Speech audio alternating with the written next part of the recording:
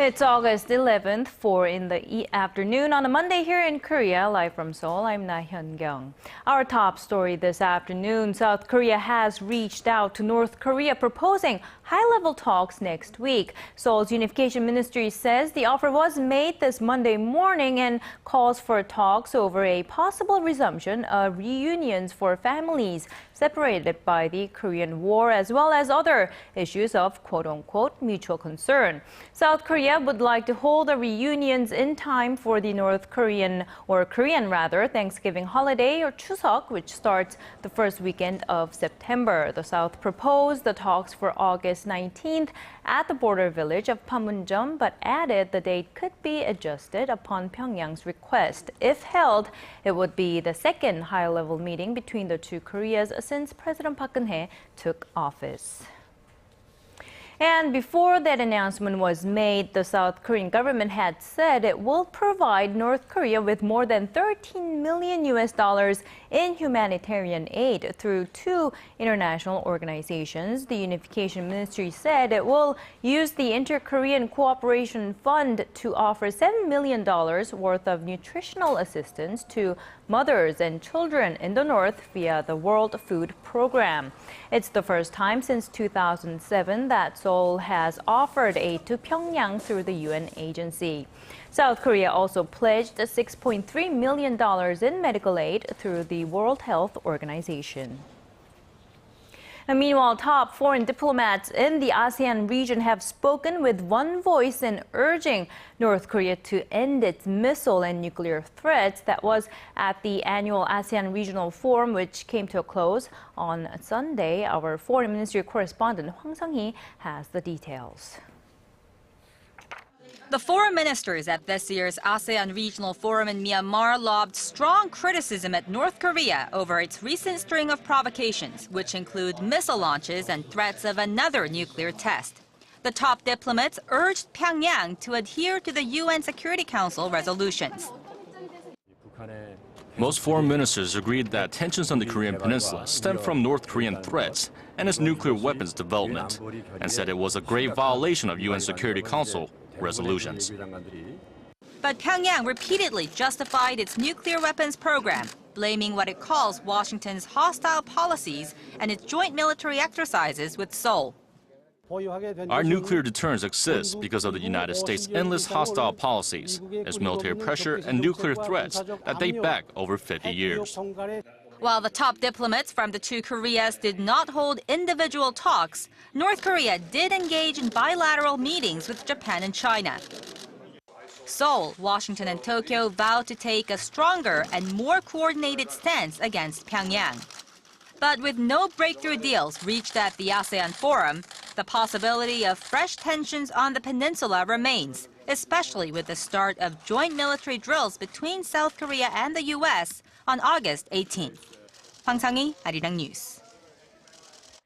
On the sidelines of that ASEAN Regional Forum, U.S. Secretary of State John Kerry urged China to take further measures to ease tensions over maritime disputes in the Asia-Pacific region. Speaking to his Chinese counterpart Wang Yi over the weekend, Kerry called on Beijing to manage maritime conflicts in the South China Sea based on international law.